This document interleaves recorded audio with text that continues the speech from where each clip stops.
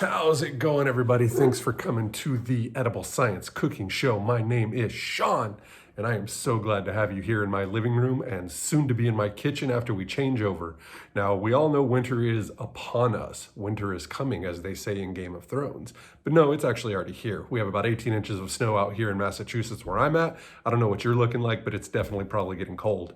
So one of the things that I think is one of the better recipes to have in your arsenal and your toolkit is a nice hearty winter soup, and using something like a winter squash is going to definitely add to the variety and ability to adapt the recipe because there's so many different varietals of winter squash.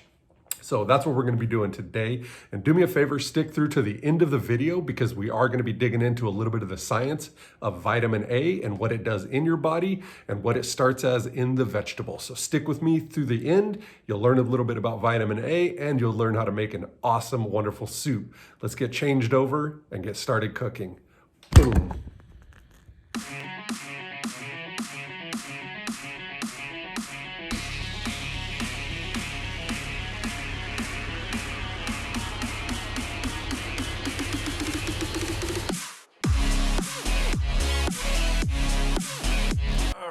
Welcome back, everybody. All right, thanks for sticking with me. So before we get into the kitchen, I just wanted to quickly take a quick moment up on the soapbox. One of the kind of underlying themes that my channel is going to dig into a little bit is the discussion around mental health. So what I actually did when I changed over was I actually wore a specific shirt, and I'm going to show you that shirt.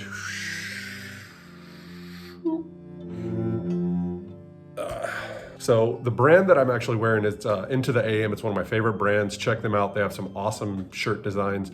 But this particular one really resonated with me because I actually suffer from mental health issues. I have manic depression, and it definitely is something that I struggle with daily. And with coronavirus going on right now, feeling isolated, being out in Massachusetts alone, away from my friends and family back in Colorado where I'm from, in Albuquerque, New Mexico, where I'm originally from. I've got a lot of friends and family back there. So everybody out west, I've left all of that behind. And so I'm kind of feeling a little isolated. And now with it being winter, days are shorter, darkness is upon us, snow, cold, all of these negative things that just affect us in general with seasonal affective depression disorder, SAD. And then on top of that, having other mental health issues myself, it's definitely a struggle for me. So I'm definitely going to do my best to kind of be a champion and a voice for that particular condition and normalize the discussion around it. Because I think one of the biggest disservices we do in this country and in the world is stigmatize mental health issues. And in reality, it's just a condition like anything else that unfortunately affects a lot of people. And if we normalize the discussion around it, then more people will be willing to speak up when they feel these issues and have these issues and not feel like they have nowhere to turn, and ultimately then lead to things like, really dark situations like suicide and other things in that same kind of space. So I'm definitely going to do my best to kind of be a champion and voice my issues along the way. So hopefully that can help others that are affected or afflicted by the unfortunate condition. So off the soapbox, not as much dark stuff now from here on out, I promise today. But I just wanted to kind of put that out there. So let's hop into the kitchen and start cooking. All right, so we're gonna get suited up. Just wanted to kind of give you one more look at the shirt. Again, mental health issues are a big thing. We need to talk about them more. That's enough, but also it's a cool shirt, kick-ass design. So we're gonna apron up.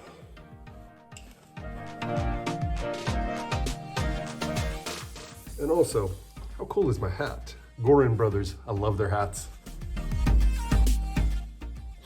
All right, just getting suited up here.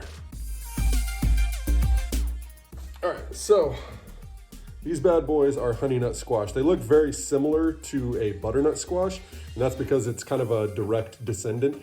And they're actually a crossbreed between a butternut squash and a buttercup squash, I believe is the other varietal that they crossbred to create this guy. So it's basically a shrunken down version of a butternut squash, and it's slightly sweeter than the butternut squash. Not super sweet, like it's not gonna taste like candy, but it's definitely got some sweet notes to it, which I find to be really good to pair with things like red pepper flakes and add a little bit of spice. So you got the sweet and the heat for a soup. It's definitely gonna warm you on the inside. It's one of my favorite things, but it's really simple. This soup is actually a really easy recipe. First thing, always when you're cooking with allium vegetables, so onions, garlic, shallots, anything of the like, you always cut them first to let the enzymatic reactions occur. I know I've said that a bunch of times, but you're gonna hear that a bunch from me. So just get used to enzymatic reactions, because a lot of what goes on inside of our bodies is enzymatic reactions and enzyme catalyst and reactions of the sort. So cut these guys first, let them have time to do their fun thing, and then we'll start cutting up these guys. And then all we gotta do is throw them into the oven, throw a little bit of olive oil on them, and then throw them in the oven, roast them for 45 minutes, take them out, let them cool for about 15, toss them in the blender, whiz them up, add some stock, whiz them up again, and then just kind of mix and match with the flavorings until you get it to where you want it, and then boom, you got soup. So let's get to chopping, y'all.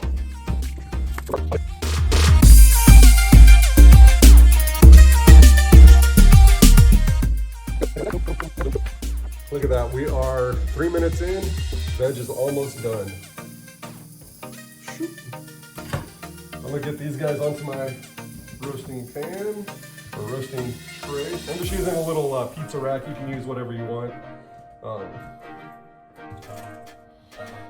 right, and I don't want to use my chef's knife for these because these are a little bit thick. That's what she said.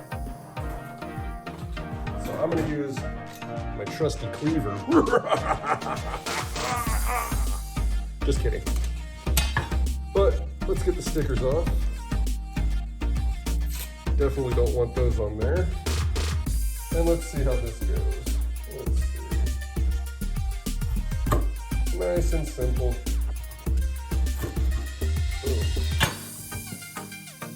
Look at that. Look at how beautiful and orange that is. So much carotenoids. And carotenoids, beta carotene, vitamin A. You're getting a trend here. Remember, we're going to be talking about vitamin A at the end. All that orange and all that delicious color in there, all that vibrancy, that's beta carotene and vitamin A. All right, so as far as seeds go, these are just like any kind of squash with pumpkins or any of the gourd family that have those seeds. There's value in those. So you can scoop them out, set them aside, you can roast them, you can salt them, and have them as a snack later. Today, just for the sake of time, I'm just gonna scoop them and set them aside, but you know, next time, you know, maybe we'll do an episode of doing roasting of the seeds and you can throw them into trail mix and things like that. But we're not gonna be worrying about that today. I'm just gonna scoop them and set them aside in a bowl.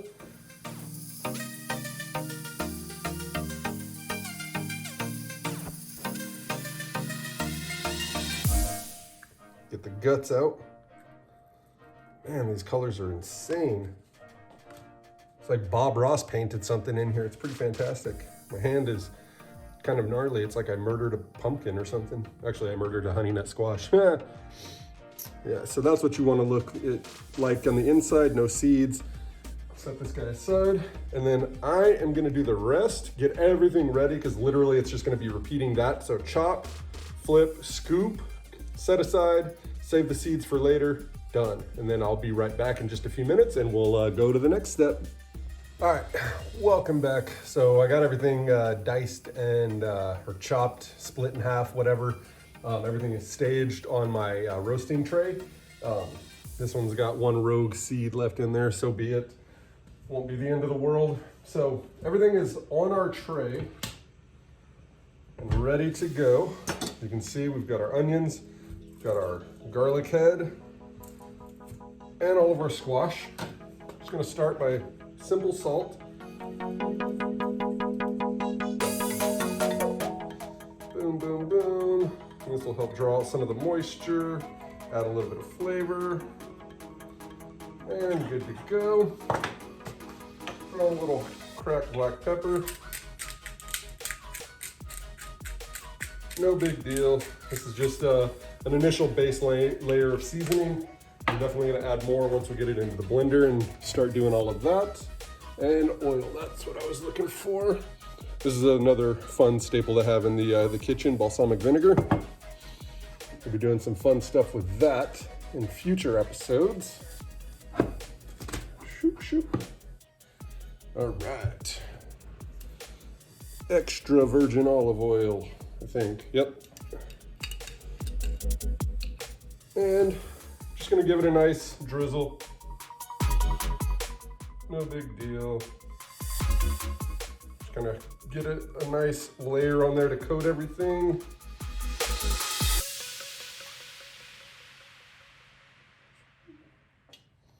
All right, lid you back up.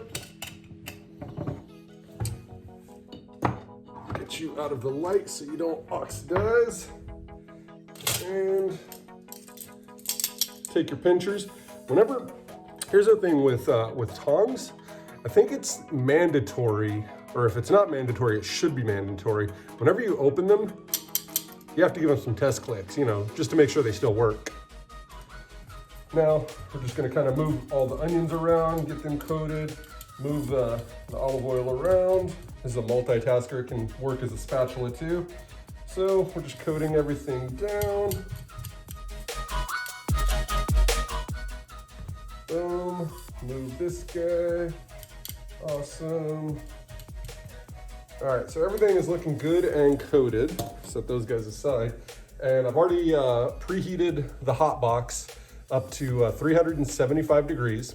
So that's something that you want to do right at the beginning, and I'm a bonehead and forgot to mention that. So make sure that you turn your hot box on to 375 before you start doing anything. That way it has ample time to get up to temperature, and it'll just save you some time in the long run because you can multitask while it's heating up and do all this other prep work, which is what I did, I just forgot to say it.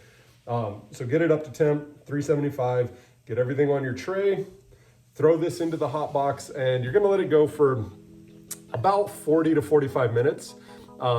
Just until everything starts to caramelize and start to release its water content and take on some color and create a different flavor profile, ultimately is what roasting does.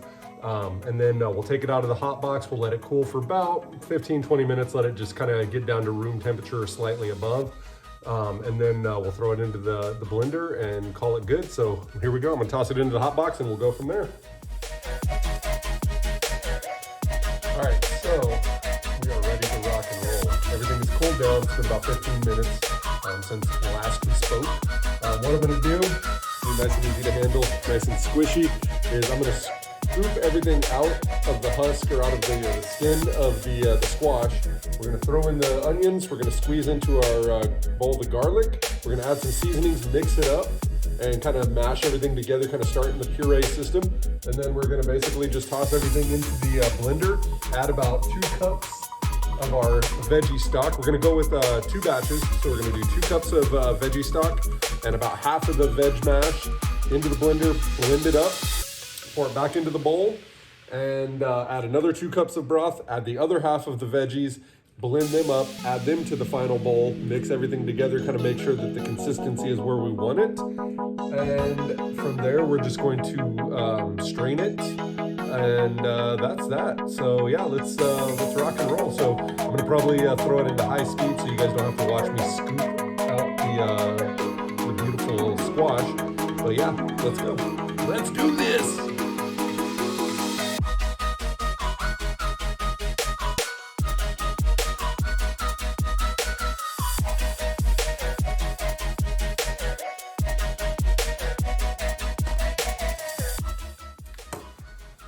All right, so we are onto the garlic.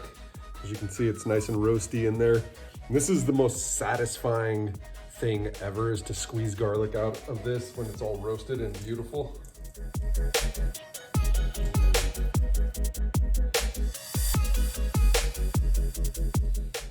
Beautiful. Get it all out. Awesome. All right, garlic is done. Let me just rinse off my hands. And then I'll show you what it looks like. It's not gonna look very appealing, but we got our onions, we got our squash, and we got a crap ton of garlic in there. So this soup is gonna taste fantastic. So as far as seasonings go, kind of the sky's the limit. Again, the squash is gonna be kind of sweet, a little earthy. The garlic, of course, is gonna be roasty and toasty, a little nutty. The onion is gonna kind of be a little bit sweet as well. So you kind of want to stick to flavors that are gonna balance well with the sweet and the roasty.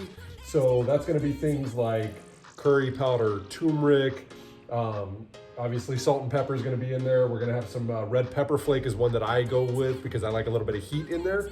So my particular spice palette for this particular soup is gonna be a little bit of paprika, some mustard, and garlic powder just to accentuate the garlic itself, salt, pepper, turmeric, and what else do I have over here? Curry, and yeah, curry and a little bit of oregano, and that's it. So we're just gonna dice it in here, throw it in here. Again, flavor it to your palate. I don't know your palate. I don't know what flavors you like. I don't know what flavors you tend to go to. I don't know how spicy you like things. So I just do things the way I like to taste them. I will give you that recipe to the exact, roughly to the exact, because with my spices, I just kind of eyeball it.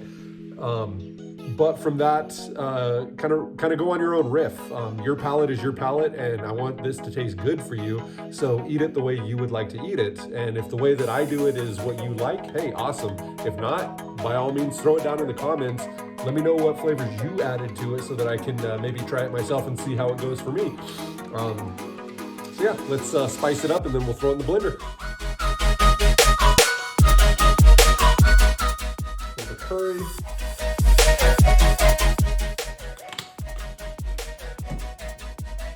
Crushed red pepper.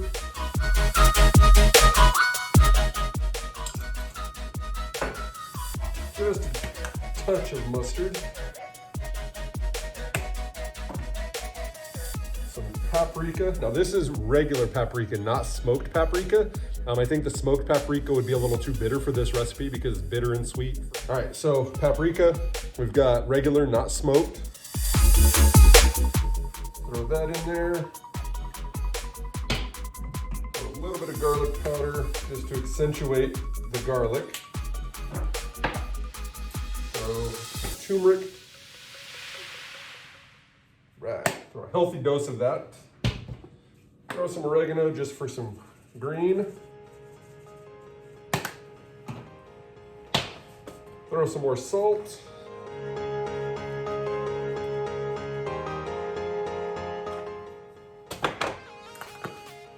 And black pepper.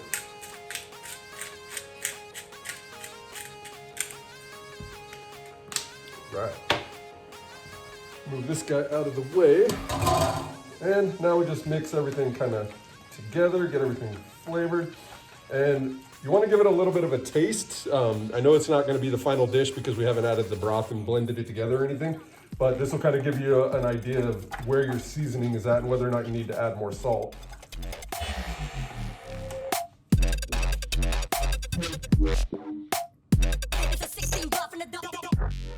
And to save time, I went ahead and added 2 cups of stock and then added half of the mixture. I went through and tasted a couple times, got the salt where I wanted it, added it all in there. Everything's added in there. We're gonna buzz it through. Add it to your blender. And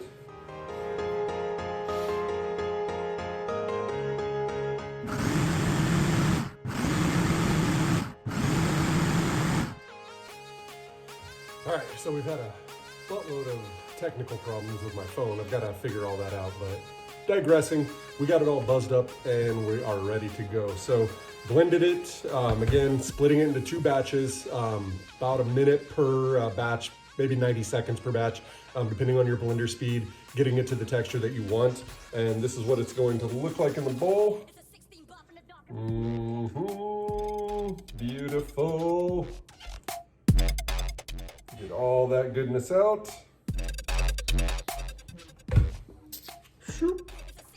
And that is soup. All right, so that is that as far as the kitchen goes. And like I said at the beginning, we are gonna be talking a little bit about some science of vitamin A. So let's get back into our regular clothes, get out of the apron, and head back to the living room. And I'm gonna drop some science knowledge on you guys. All right, so we just made our soup. We are ready to eat lunch. Beautiful thing is, it's actually snowing right outside my window. So perfect time for soup, right? So, all right, let's jump into a little bit of science. So what I was talking about at the very beginning about how vitamin A is in a vegetable versus what it is in our body is there's two different kinds of vitamin A. There is preformed vitamin A, which is actual retinol, which retinol is true vitamin A. It's the most bioactive compound or bioactive type of compound of vitamin A in our body, retinoic acid, retinol. There's also retinal. So these all have different functional groups at the end of the chain of carbons and various different biochemistry shenanigans. So just know that retinol is the type of vitamin A that's going to be in our body that then gets converted into retinoic acid and does stuff related to vitamin A in the body. So that's the bioactive form of vitamin A. That's what's in our body after it's been digested, after food's been digested and different, compound reactions have occurred. You are left with the final form of retinol and retinoic acid. Prior to that, in veggies, there is the non-bioactive form, which is called provitamin A. So what provitamin A is it's a type of compound that has vitamin A activities, and it's close enough to the chemical structure of vitamin A that can very easily then be converted into vitamin A in the body. So a great example of this is beta carotene. We all know in carrots and also in winter squashes, they're huge with red pigments and orange pigments, and those are pigments that are derived from beta carotene within the vegetable itself. So you ingest this beta carotene, it then gets broken down in your body and converted into retinol that can then go on and do vitamin A activity within the body. That's why it's proform vitamin A, because it's in the form that can then be easily converted into, but it's not actually vitamin A. So when you see things like getting your RDA of your recommended daily allowance of vitamin A on the back of a package, like, carrots and things like that, you see that there's tons of vitamin A in there, but those are in the form of beta carotene. So unfortunately, it's not going to give you a complete picture. And so what they have actually done is they've changed the labeling structure, or the way they've explained it is in, how do I want to say this? In retinol, RAE, that's what it was. That's what I'm trying to think of, RAE. So retinol activity equivalent. And that's what you're going to see on the back, or you're going to see international units as well. But RAE stands for the amount of consumption that you need to actually get your daily allowance of actual retinol. And so without going too deep and getting too off track and convoluted with how I'm trying to explain this, beta carotene is a great source of vitamin A activity within the body. However, beta carotene also does other things in the body. So not all of the beta carotene that you ingest, if you eat a sweet potato or a carrot or a squash that has a lot of beta carotene in it, a lot of that beta carotene is going to be shuttled off to do other tasks within the body. I'm not going to go into that today because we're talking about vitamin A, but just know that some of the beta carotene has to go off and do other tasks. The other thing is it's got a low conversion rate. Even though beta carotene as a molecule is essentially two retinols stuck together, and you cut them in half, break them apart, and now you have two retinols, but you have to attach a functional group at the end of each one of those, and that doesn't happen very effectively within the body. And so really, kind of in a long-winded way of saying that is, for retinol to be converted, it takes 12 units of beta carotene to effectively create one molecule of retinol. So it's a 12-to-1 ratio. So you have to consume a lot more beta carotene to get your daily allotment of what you need for retinol, which is the true vitamin A activity. But the beauty of it is things like sweet potatoes, squash, carrots, they're all chock full of well above the RDA when you eat a fair amount of them to get your beta carotene in and then converted in at the 12-to-1 ratio to get your retinol. As far as adults go, the RDA is, 900? Let me check, because I want to get you the right number. Let's see. Yep, 900 micrograms for males and 700 micrograms for females. And if you're binary, you don't identify as either one of those, just go biologically, just for the sake of your health, to get the adequate amount of micrograms of beta carotene or retinol or whatever to ensure that you're properly eating to get the optimal health. But as far as kiddos go, it's anywhere from 2 to 5 or 2 to 600 micrograms a day. And then let me get you some statistics on foods that are going to be very high in beta carotene, and or RAE is what we're basing it on, micrograms of RAE, so retinoic activity equivalents. So at the top of the list is going to be beef liver. So if you're into liver and onions, me personally, I'm not. I try to be because of how nutrient dense organ meats are. I wish that I was more capable of eating them on a regular basis, but it's just not my jam. So, it's definitely not something that I eat a lot. But beef liver is going to have 6,582 micrograms of RAE, so well above. It's like 700% of your daily intake. But as far as like a regular food that you can consume, sweet potato is going to have 1,400 micrograms. Carrots are going to have 459. Things like sweet potatoes, sweet peppers like bell peppers, mangoes, things like that are all going to be in the 1 to 300 micrograms. So just getting those throughout the day, you're going to easily hit your targets of vitamin A activity. So it's not something that will be readily overlooked in the diet, and it's very easy to hit your vitamin A targets, whether you're a vegetarian, a vegan, plant-based, omnivore, whatever it is, whatever your eating style is, it's very easy to hit your vitamin A. And the other thing with vitamin A too is it's actually a fat-soluble vitamin, so it's actually stored in the body in fat tissue and fat cells. And so you can actually overdose on it, so don't go hog wild and start eating like 5 sweet potatoes a day, or eating 4 or 5 beef livers a day. God, that would be horrible. But it is something that you can create a toxic environment if you grossly overconsume. It's not something that I would worry about if you don't eat like I said, like insane amounts of the foods that I just mentioned. But just in a general diet, you'll be fine. And the other cool thing about this recipe is, it is adaptable. So in the recipe itself, it is completely vegan, plant-based. There's nothing animal product in that. You can use chicken stock if you want. I used veggie stock just to show that it can be done in a plant-based version. But it is adaptable to be omnivore, or something that's going to be a little bit varietal, different. You can throw chicken in there. You can throw I guess you could throw steak in there if you wanted to. But you can definitely throw some stuff in there to add a little bit of meat in there if that's the route that you want to go. I'm just going to eat it straight up.